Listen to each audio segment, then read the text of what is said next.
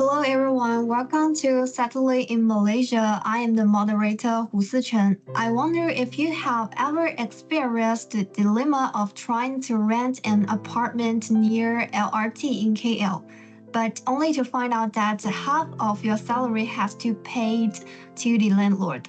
Or have you saved for 5 years only to find out that Pina's property price have rise faster than your EPE deposit? According to the National Property Information Center 2023 report, the household income to house price ratio in Malaysia has reached 4.8 times, and in Selangor it has soared to 6.1 times, meaning that the average family would need to go without food for almost 5 years to afford a house. Today, we will dissect the Malaysia housing problem from different perspectives, the pre-house selection factors, and how to practice the SDGs. Let's see what our panelists can inspire us to solve Malaysia's housing deadlock together. First of all, I would like to ask you a few questions. What was the most devastating experience for you while renting? Many people have encountered sudden price increases by landlord or house conditions such as mold, terrible soundproofing, or contract types while renting, and the most devastating thing of all is to encounter an unreasonable landlord who makes you spend money and get angry at the same time, but can do nothing about it. Thank you for sharing. So, why do young people nowadays curse high housing price while desperately wanting to buy a house? I think they complain about high house price because they really can't afford it and are under too much pressure. But at the same time, they feel that buying a house can bring them a sense of security and social acceptance. They need a house to get married and so on. And they are even afraid to if they don't buy a house now, it will be more expensive in the future. So they want to get on the train even if it's hard for them. Okay, thank you. Let's move to next part. Hello everyone, my name is Yuri, and I'm honored to stand here and start our introduction. The housing issue in Malaysia. In fact, I have summarized for 3 aspects. Maybe it's not very comprehensive, but it's very important. The first is the house prices. In the past decade, house prices in many cities in Malaysia, especially in Kuala Lumpur and also in high-speed developed cities, have increased rapidly. The second one is the supply question. There is an excessive supply of mid to high-priced properties in the market, while the supply of mid to low-priced or affordable properties is not enough. Manufactured units are due to their excessively high price or their failure to meet actual market demand. Even so, there are affordable housing schemes such as PR1MA. They are often located in remote areas with poor transaction access. Last but not least, affordable housing is often located in remote areas, but the lack of well-developed public transportation system affects the resident commute. The urban planning and transportation divides are not in the same level, has led to the regional inequality in-house. So why we need to pay more attention to the house issue? Because I consider the house issue is not only a matter of individuals and families, but also have a profound impact on the well-being of the communities and the sustainable development of cities. So, the first, choose a community. In Malaysia, in low-income urban areas such as the PPR projects, if the housing design is poor or the management is chaotic, it can easily lead to the indifferences among neighbors or even conflicts. For the sustainable development of cities, in the Kuala Lumpur and Selangor areas, due to the rapid development of the suburbs, public transportation has failed to keep up, causing the residents to have long commutes, which affects the quality of life and the environment and lead to high land use inefficiency. Can I ask a question? Yes, okay. Why owning a house is a fundamental human right and the foundation of family stability. Actually, I think the house is not merely physical shelter, but a multidimensional factor that influence the mental health and social well-being of residents. I found an article on the website. It's named "Community Well-being in Cities Through the Sustainable Affordable Housing." This article points out the factors such as house type, accessibility to public space, and housing affordability are directly related to the mental and physical health of residents. So, in a word, a person's mental health and well-being can be directly impacted by factors at home. So, what is the connection between him and the SDG 11? It's a good question. Experiencing homelessness or facing difficulties in one's living situation could worsen one's mental health. Assuring cities and populated areas are secure, resilient, and sustainable is the purpose of SDG 11. Sustainable cities and communities. Housing must be affordable and slim settlements must be reduced to achieve safe and sustainable cities. Only in this way can people feel a sense of belonging in a home. Okay, thank you. Now let's move to the part 2. Okay, hello everyone. My name is Song Jia. Today I will share the topic of factors affecting housing choices. I will analyze it from 4 aspects, including the influence of geographical location, the matching of housing price and income, the support policies provided by the government, and the difference in need of each person or family. The first one is geographical location. Geographical location is one of the main issues that affect satellite purchase or rental of a house, because most residents prefer to choose a place with public facilities nearby, such as hospital or shopping mall, which is convenient for life. And the second one is the price and economic ability. House prices have generally risen around the world in recent years, and often workers in many places can hardly afford to buy a house. However, for B14 and M14 in Malaysia, high house price often become the main problem for buying new house. If they do not have the help of their parents or do not have their own savers, they will not only face the pressure of down payment, but also have to bear high mortgage loans for a long time. Therefore, they prefer to find a cheap house. The third one is eligibility and support policy. The Malaysia government has launched a number of housing assistance programs, such as PR1MA and RUMAWIP and PPR. These benefits are also to help low-income and middle-income workers to have a house to live in. The last one is personal needs. Finally, every family has a different desire for buying or living in a house. For instance, a large family member will definitely need a large house with more bedrooms.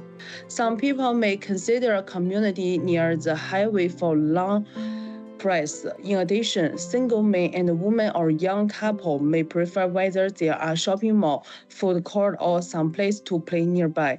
But they may also require good accreditation of the house. Other consideration may include parking space or security facility and the green environment of the community. This can all improve the comfort of my life. I want to know, when choosing a house, which factor is more important, price or location? For example, if the house price is cheap but the location is remote, or the location is good but beyond the budget, how should I choose? Okay, thank you for your question.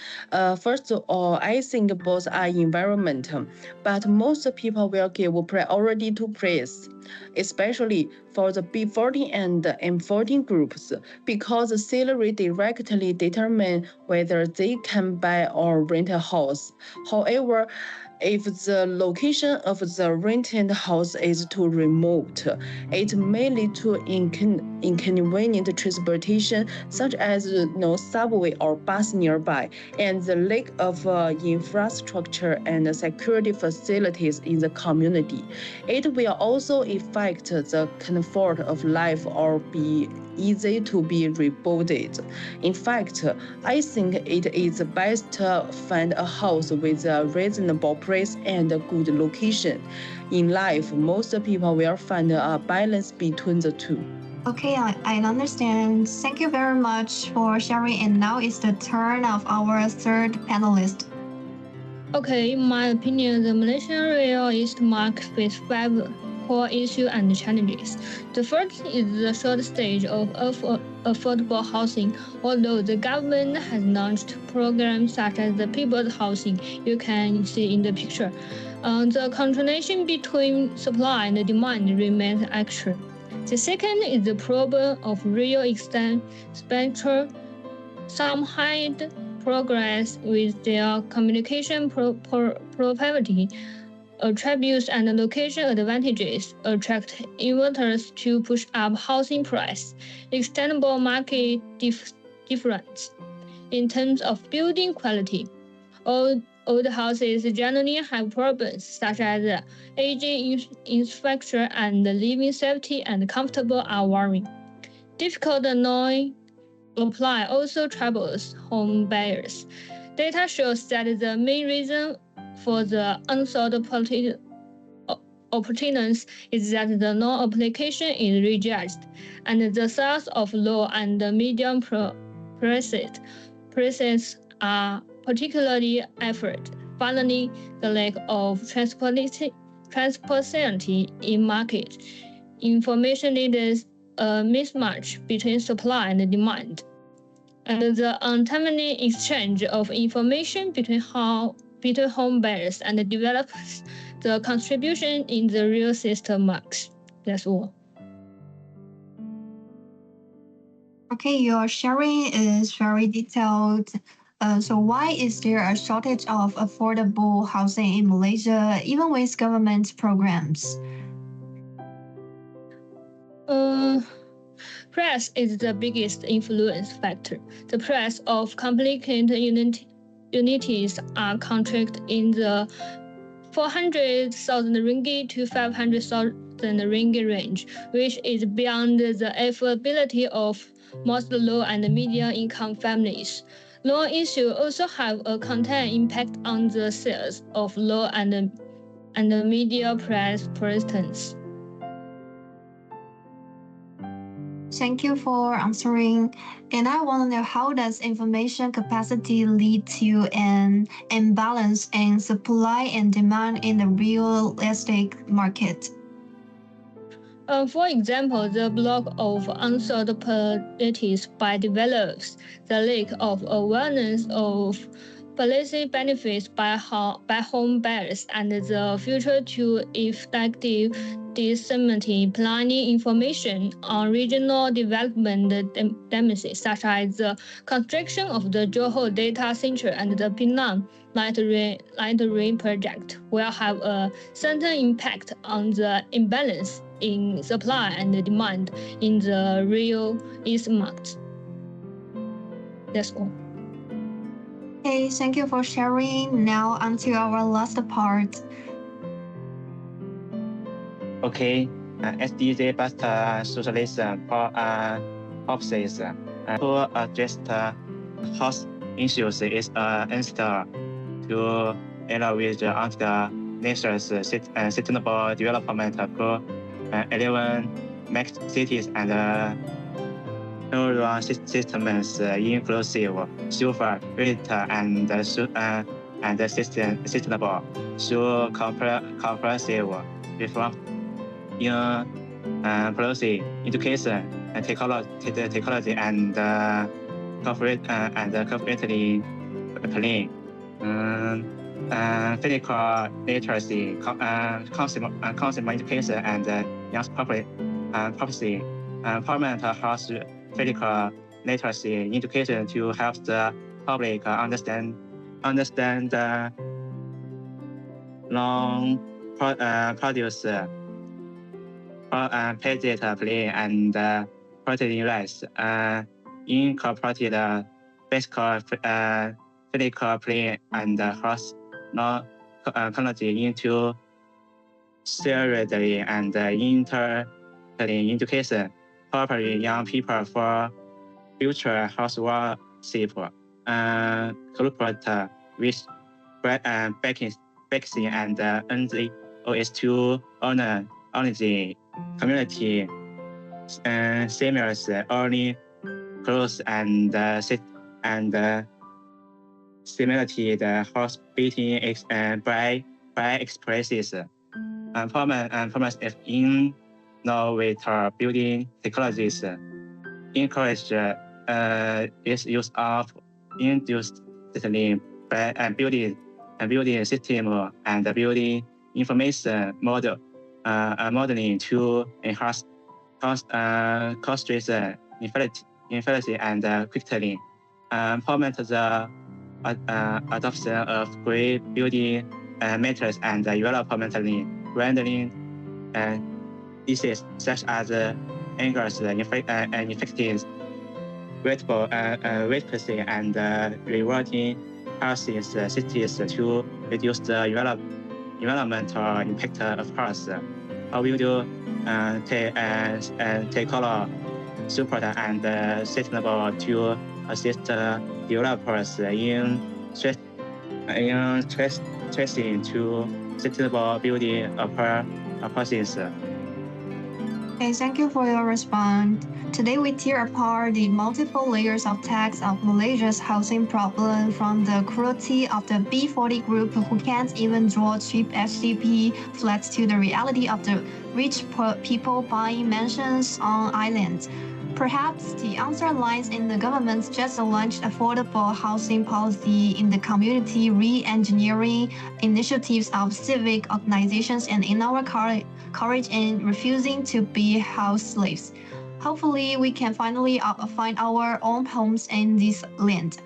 Thank you all for attending, and thank you for listening. Okay, bye-bye.